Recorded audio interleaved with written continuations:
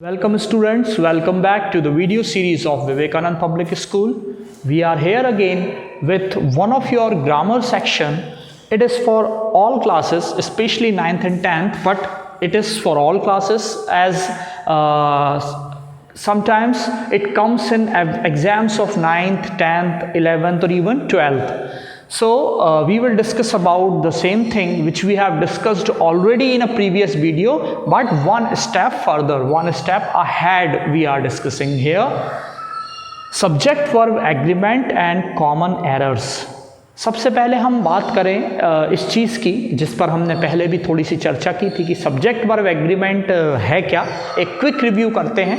Subject verb agreement, subject यानी कर्ता के अनुसार उसके क्रिया के रूप, ऑब्जेक्ट्स और बाद के अदर वर्ड्स, ये सारा प्लेस करने की बात है, स्पेशली सब्जेक्ट के साथ वर्ब। जैसे हम किसी भी लैंग्वेज में देखते हैं, अगर हमको समझने में आसानी हो तो हम पहले हिंदी लैंग्वेज के थ्रू समझें कि अगर हम देखें कि हम कोई सब्जेक्ट ऐसा यूज़ करते हैं जो सिंगुलर हो, जैसे मान लीजिए हम बात करें मैं यानी आई की, तो हम मैं जाता हूँ बोलते हैं, जाते हैं नहीं, यानी वर्ब का फॉर्म हम मैं को मैच करता हुआ ही यूज़ करते हैं।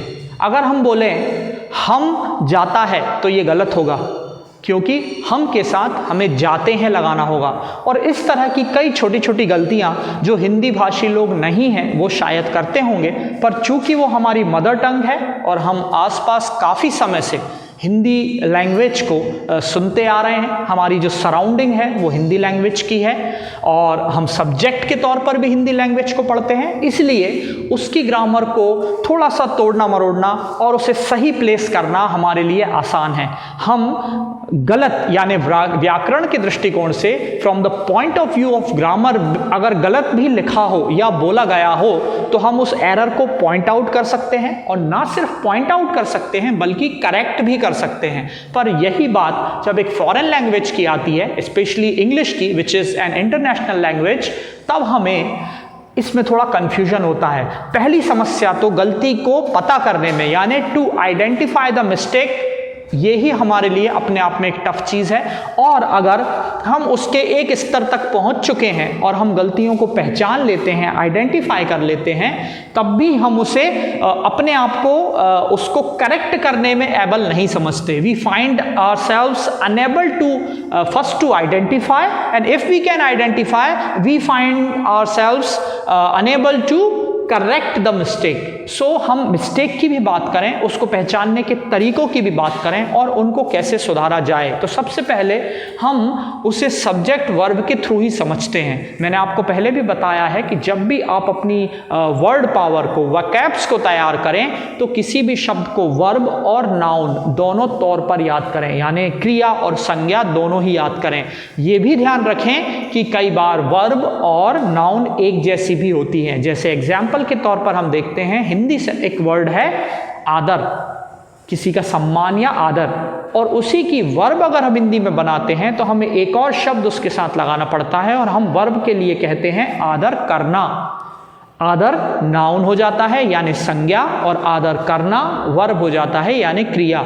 लेकिन इंग्लिश में दोनों के लिए एक ही शब्द है। There is one word for both the things, that is respect. Respect यानी आदर भी होता है और आदर करना भी होता है। यदि हमें उसे वर्ब के तौर पर इस्तेमाल करना है तो हम उसमें ईडी लगाकर उसके सेकंड और थर्ड फॉर्म्स को बना देते हैं। ये भी ध्यान रखें कि हर वर्ब का फॉर्म चेंज ईडी लगाकर नहीं होता, बल्कि कई बार उनकी स्पेलिंग्स को चेंज करके, specially middle of the spelling को चेंज करके वर्ब के फॉर्म बदले जाते हैं। और कई बार वर्ब के तीनों फॉर्म्स यानी क्रिया के तीनों रूप एक जैसे ही होते हैं, जैसे पुट पुट पुट या कट कट कट। ये डिपेंड करता है, यानी अर्थ जो कन्वे किया जा रहा है वो डिपेंड करता है रियल टाइम सिचुएशन पर।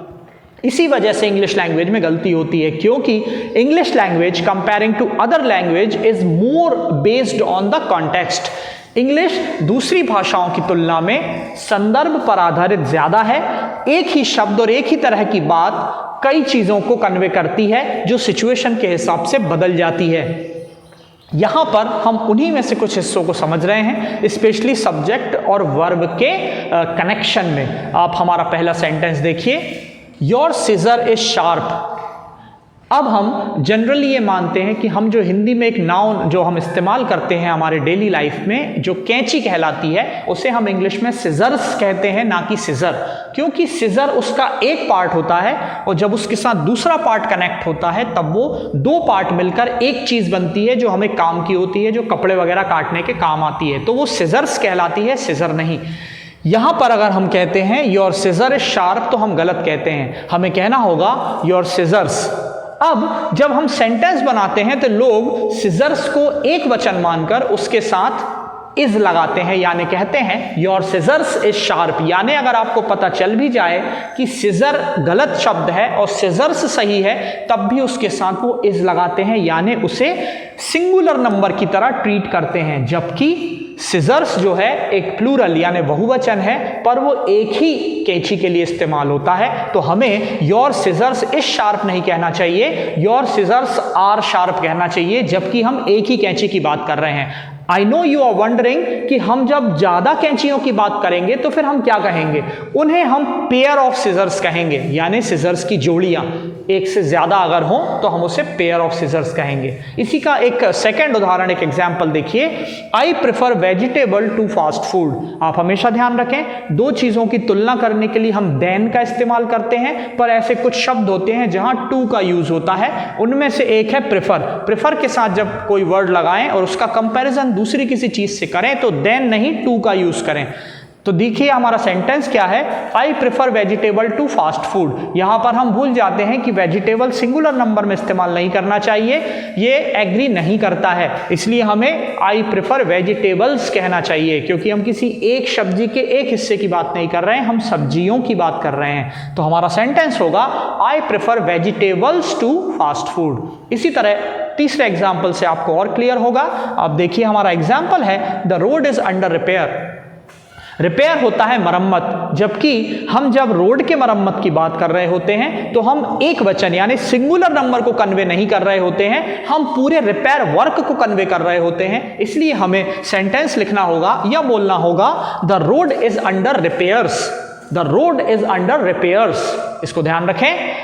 हमारा नेक्स्ट एग्जाम्पल आप देखें क्या है, योर ट्राउजर इज लूज। ये भी सिजर की तरह है। ट्राउजर पैंट के टाइप का चीज होता है और उसका वो एक हिस्सा होता है, यानी दो मिलकर एक कंप्लीट पैंट का क्रिएशन या कंस्ट्रक्शन होता है, made up of two different parts. तो योर ट्राउजर इज लूज नहीं होता, योर ट्राउजर्स आर लूज होता है। ध्यान रखें, वो एक वचन में इस्तेमाल नहीं होता। और ऐसी बहुत सारी चीजें हैं, आपको कई पता होंगी, जैसे स्पेक्स।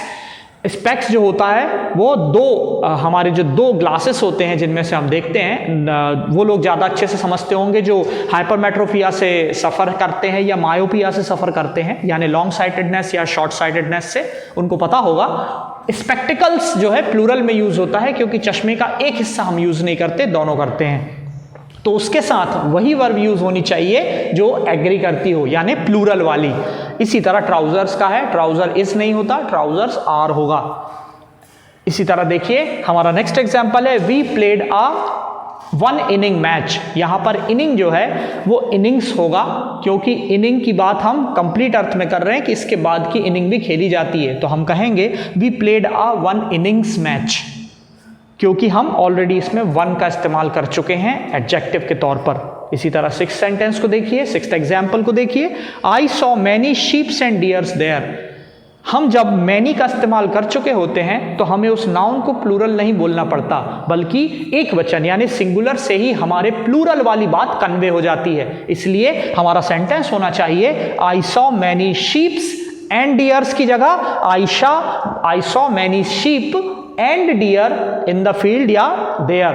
तो शीप्स और डियर्स अगर मैनी लगा दिया जाए तो उसकी आवश्यकता नहीं होगी, हम एक वचन से ही बहुवचन को यानी सिंगुलर नंबर से ही प्लूरल को कन्वे कर सकते हैं। इस तरह सब्जेक्ट वर्ब एग्रीमेंट को समझना बहुत जरूरी है, ये आपका एग्जाम का भी पार्ट है और आपके कम्युनिकेशन स्किल को शार्प करने के लिए भी इसका नॉलेज होना बहुत जरूरी है। इसी पर्पस को कंप्लीट करने के लिए हमने ये वीडियो बनाया। I hope you liked it.